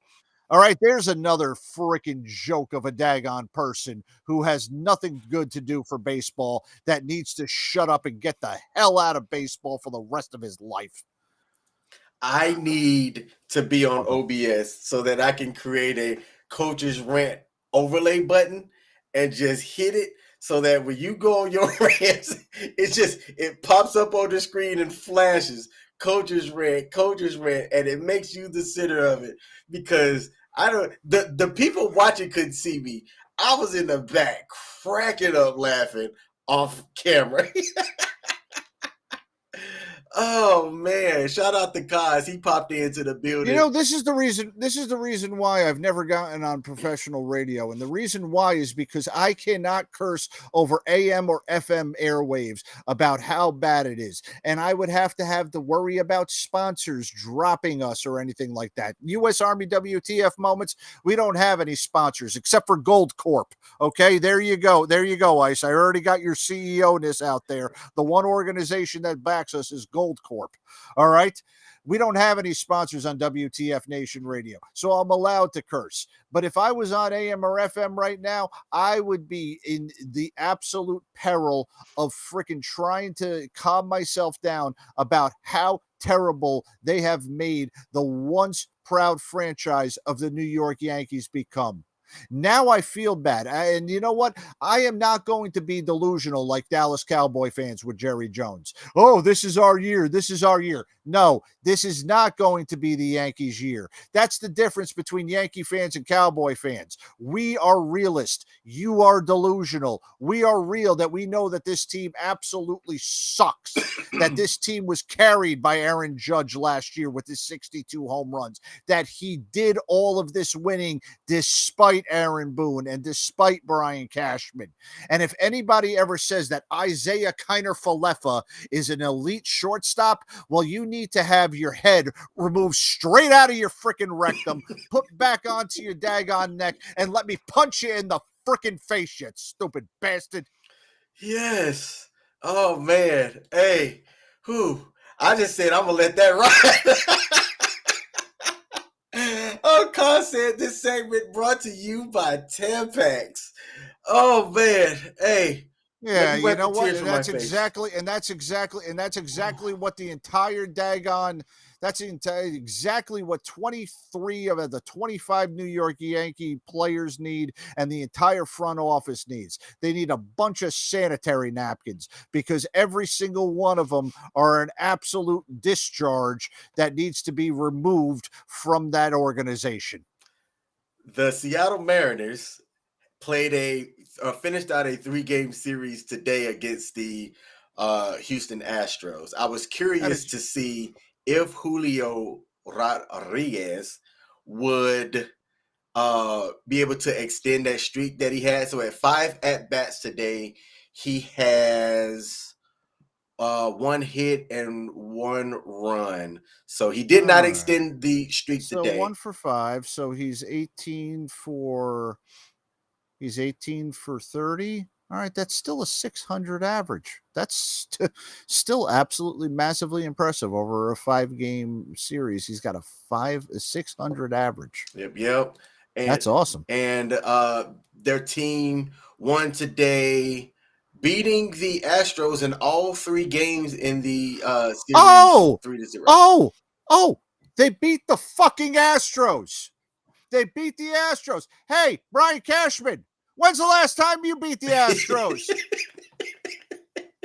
You absolutely laid a freaking terrible egg last season, and they wiped the floor out of the New York Yankees. And don't go back to 2017 when freaking that midget that they have at shortstop was cheating. Don't give me that bullcrap excuse. Don't give me that excuse back in 2020 or 2021 when that moron that we had as a closer gave up the game-winning home run to that same dwarf that plays shortstop. Hey, you know what? And then you get embarrassed by everybody. The fucking Astros, you got swept by them last year. And you did absolutely nothing. Nothing. And Carl said, go Rangers. Oh, man. And Larson highlighted the fact that Tampa's leading the division with the shoestring budget. Shout out to them. We got one more story that I want to cover. You know what people from Tampa are called? Tampons. Hey, hold on. I think y'all can hear that sound effect. We have one more story to cover, and I'm actually going to breeze through this because that last story got a lot more play than I thought it would. When they introduced name, image, and likeness, and DraftKings and FanDuel and sports betting kind of expanded, did you have any concerns about compliance at the non-professional level? Well, you can almost say at the pro level, but did you have any thoughts about how it was going to be enforced at the non-professional levels? I was thinking that at that point, it was going to infiltrate high schools, and that was going to be the bottom of it. Is that when we start seeing high school freshmen with a name, image, and likeness kind of deal? I knew that college they deserved it. After everything that EA had made hand over fist and money for by promoting all their NCAA games and everything, and all of the jersey sales that everybody had, that Nike and all of the other teams were making off of the players that were there, and they didn't receive a dime. I knew that the college was going to be a little bit in flux, and I figured it would have trickled down to high school. But I'm now starting to see where people under the age, people who haven't even had their first masturbatory session are now signing name, image, and likeness deals. So this season is going to be pretty interesting because look, money makes the world go around, right? Not Yeah. cryptocurrency, as Coach would say, Yes. but Yes. money makes the world go around. But as football season ramps up, which you can't argue this, the college and professional sports season is when a lot of money changes hands. Vegas, Hmm. sports betting and casinos. When football ramps up, that's when money just gets thrown everywhere. So colleges are now employing and paying people Hmm. to keep their players and staff from doing anything illegal that can affect the outcome of a sporting event Okay. by Okay. not ensuring that they have um, that they're following in compliance and not creating DraftKings accounts and then putting certain money on certain outcomes that they could directly affect. Yeah. What's your thoughts on that, man? Okay. Okay. So gambling within sports has a very storied history. Okay. It's got a positive and a negative effect. And I'm going to highlight some of the negative things. First, have you ever heard of a college called City College of New York, CCNY? No, no, I haven't. CCNY is the only team in NCAA history to have won the NCAA tournament and win the NIT. But they were also part of a game fixing scandal with the New York Mafia. And ever since then, they have been basically, put down as a D3 school, never heard from again, never rose to any type of prominence, and they got the death nail. So gambling in sports, we can go back to Pete Rose. We can go up to everything that's being talked about with Phil Mickelson and his gambling addiction. And yes, it is an addiction of how certain things could be done as far as swaying the outcomes of the games. Back in the day, the NCAA and all colleges, even Division III colleges, had a compliance officer, which meant that they had to monitor the actions of the members of the team, the coaching staff, and anybody associated with any type of sports to ensure that the rules of the NCAA are being followed and any violations are being reported, whether it being self-reported or reported up higher by the compliance Okay. officers. So that was to protect the integrity of the game, much in the same way that Pete Rose should never have been gambling, and why there's no gambling on baseball back in 1919 of the throwing of the World Series by the Chicago Black Sox, and that whole Black Sox scandal. That kind of started that whole roll around about all of this as far as gambling and the way that things can actually be done just because of the aspect of gambling there. What I'm getting at is that these compliance officers are not something new that NCAA already has. It's an adjustment to what they're doing to ensure that the integrity of the sport that they're playing is kept up there. It's much in the same vein that and I hate to say this. Here's the best way to say this. Back when the cream and the clear and all of these steroids were being brought out by Major League Baseball players, football players, track and field, all of these steroids done by, the guys riding the bikes in France, there was always ways and there was always this wave of catching all of these people doing this because people were smarter than the system. I'm applauding this right now that that colleges are employing people to ensure that the integrity of the sports that their student athletes are playing is kept up and kept in compliance. Because when the integrity of the sport is questioned, it takes a lot of it to get it back. Major League Baseball never really has bounced back to its popularity that it once had after Mark McGwire, Sammy Sosa, Rafael Palmeiro, Barry Bonds, Jason Giambi, Roger Clemens, Manny Ramirez, Alex Rodriguez, and all of them. What's the kid's name from the one from the Brewers who won the MVP and then tested positive? All of these people that tested positive for performance enhancing drugs. The popularity of the sport has never come back, and the integrity of all these records and everything of the game has never bounced back. So these universities that are doing that to make sure that the integrity of the gambling, and because the proliferation of the gambling is going at the same rate that these performance enhancing drugs were about 10, 20 years ago, I'm happy that they're actually doing this compliance and ensuring that the integrity of the game is not being questioned. Yeah, man, there's been some really high-profile cases as of late. There was a University of Alabama baseball coach that got fired, and Iowa and Iowa State across 2 or 3 different sports. That's what I was just about to say. Yeah, Yep. they suspended like 9 players across both of the teams because of gambling out there. Yep. And there's these hotlines that are created that anybody can report players, coaches, or staff that are doing anything illegal around sports gambling and things like that. And for me, the way I would use it is, let's say I know that my starter, and I'm the second street guy, and I know that the starter's done something that he should have been doing. King might be beep, beep, beep, beep, beep, 1-800-report gambling and snitching on the starter.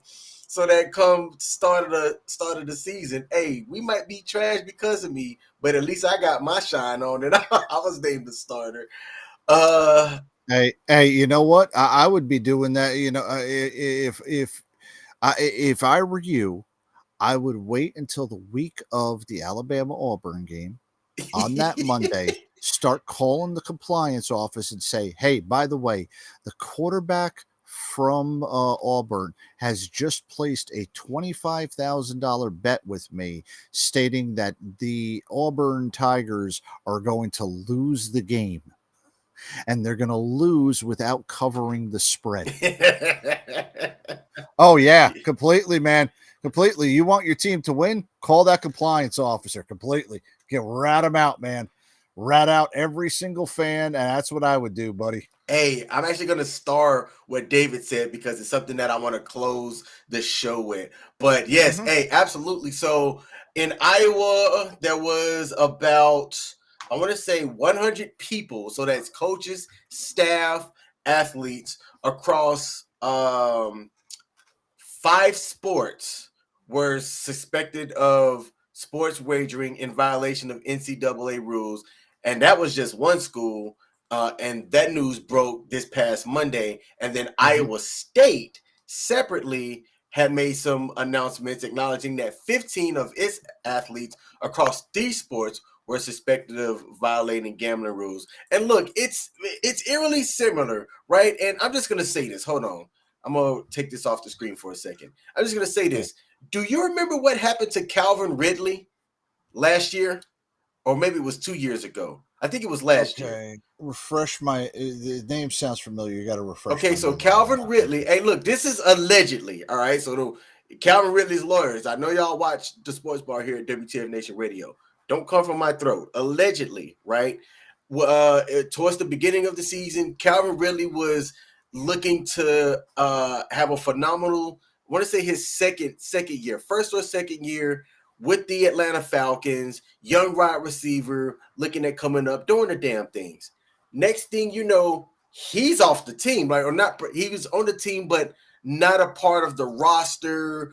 They announced he was taking a step back from football to work on his mental health and all this and that. Well, the real story that came out about a week after all of that, a week or two after that, was that he got caught doing some sports betting on things that he was directly involved in on. That's right. Yes. You know, so then the real story came out, and to my surprise, it didn't affect him as bad as I thought it was going to be. Because I'm like, hey, look, he's not like a Julio Jones or a Calvin Johnson. Like, he's a talented wide receiver, but I wasn't sure he was going to be able to recover from that. Well, he has found a new team. And he is playing. His mental health is now fixed. And I almost hate to do it like that because I don't joke around about mental health. Yet, man, do I say it? Sometimes I think people do things that they know they shouldn't be doing. And if they don't get caught, they're fine. But when they do get caught and have to face the music, now, don't attack me, my mental health. I know that's walking on coals, but I felt as though I had to say that because that's what happened in Calvin Ridley's situation. If he doesn't get caught, he plays the rest of that season fine. He's not going to be going and saying that, I'm having to take a step away from the team to work on my mental health. No, he got caught. He had to put his feet to the fire and face consequences. And now all of a sudden, I got to work on my mental health. That's all I'm saying. Okay. I will agree with you on this. And this is coming from my own life experience. I made a mistake when I was about 21 years old. And I got drunk, did something stupid. And I wanted to get self-referred to the Army Substance Abuse Program to kind of, I would say this way, of learning my mistake, but in hopes to lessen the blow of what I did in hopes of redemption. It's not unheard of in the past. It's, kind of like, what was that guy who got canceled in Hollywood after he molested a boy, Kevin Spacey. He said, I'm going to live my life as a gay man now. After offering this apology, after he, was molesting some kid that was on a movie with him or something like that. And, that was supposed to be to lessen the blow. Some people will use whatever they can to lessen the blow, to make it seem like they're not as bad of a person on there. I've done that in the past. It's a human nature type of thing. It can happen. I understand it. Using mental health. Hey, look, people have gone to further lengths have gone to much worse lengths to make themselves try to feel a lot better in the eyes of the public for what they've done. So I agree with you. I'm not going to berate you on that, but I do know where you're coming from, buddy. Yep. So sports gambling, man, it's a lot more popular now. The UNLV quarterback said that it's one of the first topics that the school covers with its athletes, being that they're in the gambling capital of the world. Because he plays a high-profile position, the quarterback said that he often receives direct messages on his social media asking questions such as, who will be in the lineup? He said that the school does a good job of keeping us away from stuff like that. And look, I would almost hate, because I say what you want about social media. I say use social media to your advantage. Stay away from negative things. There's going to be people that are going to try and prey on you. I had somebody today send me a friend request, and I didn't immediately recognize the person, but because I do a lot of things online, I said, oh, maybe this could be somebody that follows the brand or something across all of the different live streams that I do. Well, they did send me a DM, and it was in the vein of robots and things that I've seen before. I'm like, oh, this isn't an actual person. But initially, I saw that they had followed and were mutual friends of like 18 people who I knew, and it was a certain group of 18 people. Then I said, oh, maybe this was a friend of a friend or something. Nope, it was Mhm. a straight up bot, and I said, man, these bots are getting good. So I immediately reported and unfriended that person. But the social media days, the way that it's easy to be able to, you used to be able to have to go to a sports book or a bookie if you knew, or the numbers man as they call it in some Yep. neighborhood. You used to be able to go to the numbers man, make a bet, and then if it hit, go to the numbers man, or you had a location that you would show up for to claim your money or whatever, or go to Vegas Oh yeah. to be able to place bets. Now, man, information gets so fast because you don't even have to leave your room if you don't want to. You can place a bet from your phone, if your state allows it, right? If your state allows Yep. it, and boom, it's placing, it's all said and done. The part that I'm curious about that I think is going to come into play later on down the line, or maybe sometime after seasons, is, hey, while King is the starting quarterback for the Alabama Crimson Tide, my brother, a long childhood friend, they're somebody who I talk to on the regular, right? And I understand that there's rules about what you can and can't say on some of these teams and whatnot, but what type of insider information or things am I going to be pillow talking with, so to speak? And how are you going to keep some of these people from placing bets because they know who my favorite target is because I talk about this person all the time, or Yeah. or they might make an inference. Now, am I going to get in trouble because my brother went and created a DraftKings account and he made a sports bet and has earned money just because he's related to me, even though I might not be talking directly about game stuff with my brother? Could that blow back on me if it's found out that he's out here sports betting and winning, even if I'm not Yeah. saying anything? I think like that's where Well, stuff can get tricky. well, that said, I think it's easier to catch somebody now doing that than back in the day of that stuff happening. I'm almost definite that there's been family members that have received some type of inside information and have placed bets regarding that information out there, but it's not as it's not as heavily monitored as it is right now, and it's not as prolific or prolific as it is right now.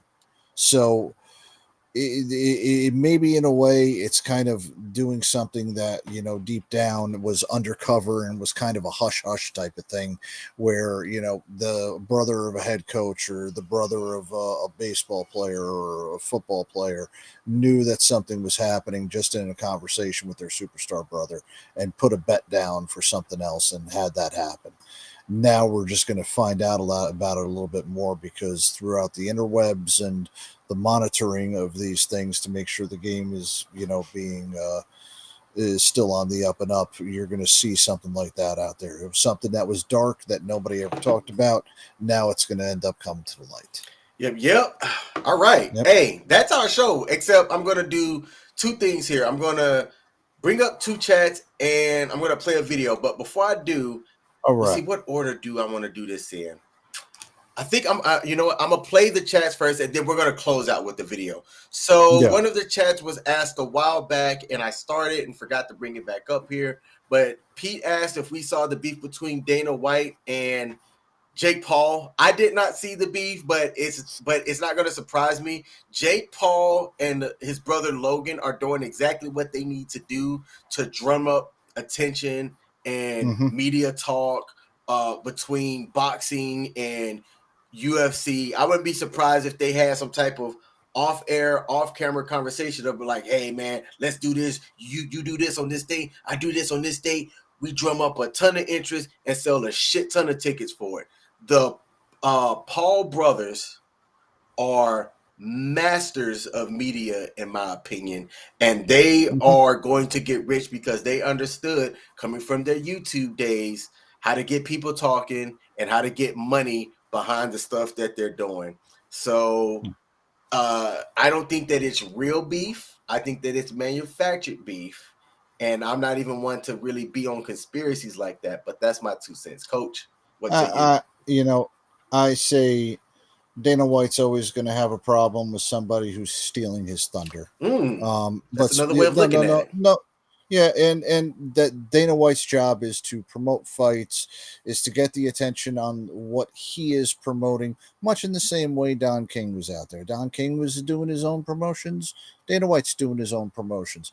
So Dana White, and he's definitely a lot more harsher in what he's got to talk about, and always has an opinion, and always feels free to say that. So it doesn't surprise me that he's got a beef with Jake Paul about what Jake Paul's doing. It was bound to happen. Two hard-headed people that are promoting them, they're promoting what they have in different ways. It clashes. I can understand that. It would be as if, you know what? It would be as if somebody was doing a sports show on another veteran radio website every Sunday at 8 o'clock, and somebody asked us about them. Yep. Hey, look, You know, folks don't want to do that because but they'll that's right. receive But thunder but let's and lightning if they were to try to compete with us here at WTF Nation Radio. but let's be quite honest with this. There ain't nobody that's going to compete with us. Exactly. Oh, Exactly. Mic dropped. The invisible mic damn. dropped. Boom. Okay, hold on. My Mike. There you have it. And I have one more thing to highlight here because I thought that this was a pretty good conversation. David Cunningham said, "Give Reggie Bush his Heisman Trophy back." Hey, did you watch the Netflix behind the Yes, seat thing with yes, Johnny Manziel? yes. That That was that the was really part. good. Yeah, that was the first part. I was mentioning that Balco thing. The Untold is the name of Untold, the show. yes. Yeah. And I Yes. just watched the Balco one, and then I watched everything with Johnny Manziel's afterwards. And yeah, Reggie Bush definitely got screwed. And it's just the timing of it, man. It's the timing of it. Mm-hmm. Reggie Bush did it 5, 10 years before Johnny Manziel did, and back when the ridiculousness of the NCAA rules were in full effect. Plus, they won the national championship. And Reggie Bush, at that time was also more of a superstar than Johnny Manziel ever was. And let's also be quite honest too. Reggie Bush was also banging a Kardashian at that point. I can't remember which one. Hey man, But yeah. Reggie Bush. Hey, the USC swag in the early 2000s was, man. It was. If you were a college athlete in the early 2000s, to me that seemed like that was a really good era. Matt Leinart and them, Oh yeah. Reggie Bush. That's what you kind of Matt saw. Like, Leinart, to me, Reggie Bush. superstar athletes transcend, right?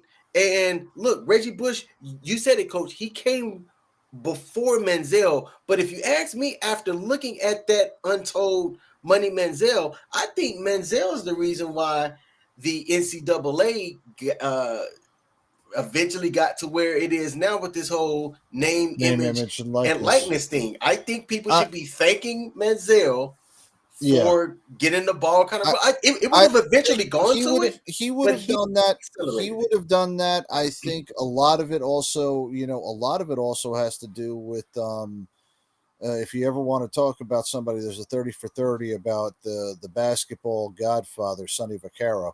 Sonny Vaccaro was one of the people who helped spearheaded the civil suit with Ed O'Bannon from the UCLA 95 championship team against the NCAA that ended up helping with that one too.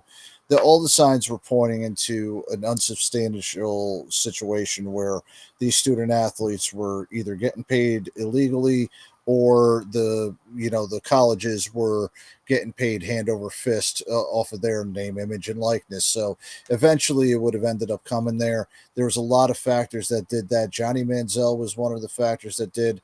But now looking back, there's a lot of things that we could retroactively do. It's kind of like if we ever passed, God forbid, if the frickin' federal government ever took marijuana off of the class 1 controlled substances, how many people would be getting out of jail and have their sentence commuted and their past, arrest pardoned and stuff expunged. Yeah, expunged because of this law that's now being done.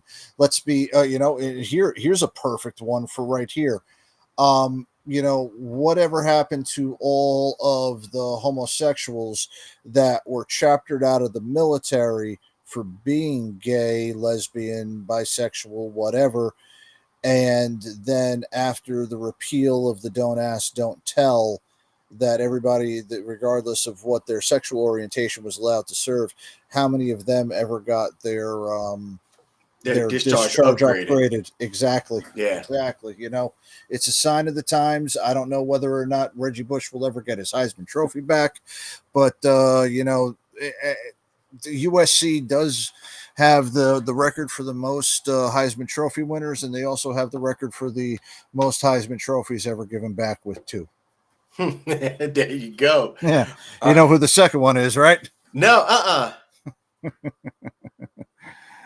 The punchline himself, O.J. Simpson. OJ.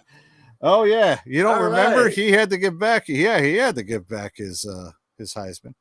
Hey, OJ's a guy too. If you don't follow him on X, formerly known as Twitter, follow OJ Simpson over on X. That guy's a character. Did I ever tell you that I was blocked by OJ Simpson on Twitter? No, you did not. Hold on. Tell that story, and then we're gonna close out with the video. Please tell me what you did to get blocked. When Antonio Brown was doing something stupid, and OJ was just getting back off of Twitter, and he was making these stupid videos of how he should be advising NFL players, and he said and the title of this video was "It's a Sad Day for Antonio Brown," and then underneath the comment I put, "It was a sad day when you killed your ex-wife and Ron Goldman in cold blood." And made them look like a Pez dispenser. And the next day, OJ Simpson blocked me.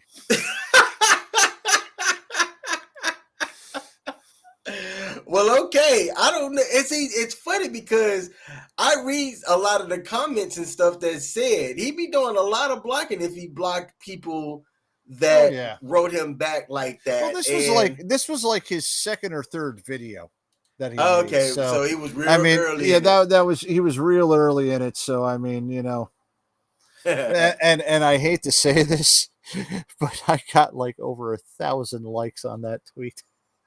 Nice. David Cunningham said, "How to get away with murder." Oh yeah. Awesome. Hey man, it's funny the stuff that I'll bring up and you be like, "Hey, did I ever tell you about the time?" And I'm like, "Wait, you met or you've done so?" So it's always interesting to come to that. Look, and I got these stories, but this is the honest to God's truth. I feel like if you do not try to push the envelope and try to live and do some of these experiences, you're just letting life go past you by. I was always that one kid that wanted to be in the middle of things and always wanted to do stuff. And I have been blessed with a lot of the great experiences that I have had, a lot of the people that I've encountered, a lot of the things that I have been able to do, and a lot of the things that I've seen and interacted with. You just got to put yourself out there if you feel comfortable doing it. And some people don't feel comfortable doing it.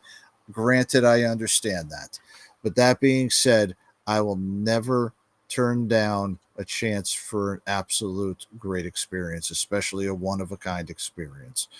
And I will also say this: I will never go back on Twitter again because that place is an absolute shithole. I love Twitter. It's where I find some of the Oh, stuff that we're going to fuck talk about Twitter.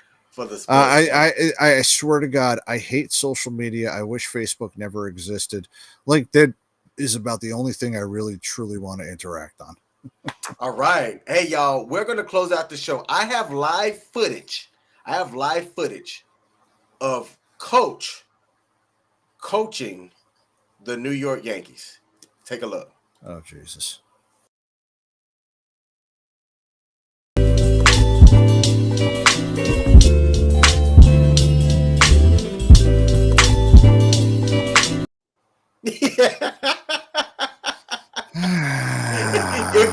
if y'all want to see that one more time, we're going to close out this. I'm going to play this video, then we're going to close out the show. This is live footage of Coach managing the New York Yankees.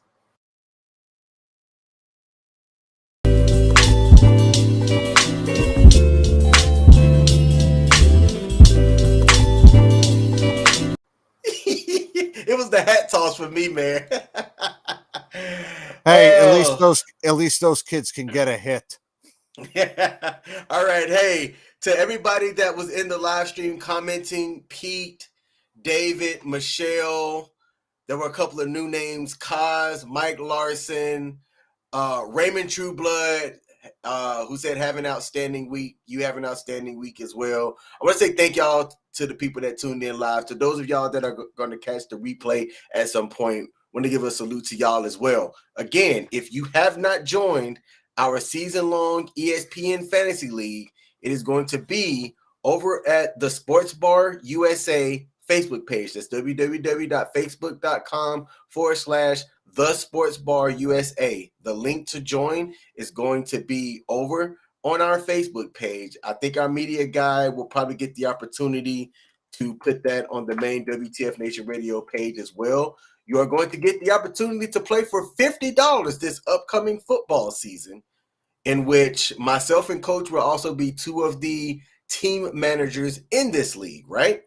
So the draft is going to be next Sunday at 8:15 Eastern. So we're going to do it live here at the Sports Bar on WTF Nation Radio. I'm looking forward to it. Coach is looking forward to it. The other station managers and online station hosts are going to be looking forward to it as well. So some of y'all out there that watch football, pull up. It's free to y'all. I'm paying the winner out of my own pocket unless it's me, and I'm just going to pay myself. All right. So, Coach, do you have anything else before we close out the show? Everybody who joins that league, just let you all know, just like Johnny Manziel, I'm going to take all y'all's money. All right. Well, like Raymond Trueblood said, y'all have an outstanding week. We are out. Thank you for watching. Peace.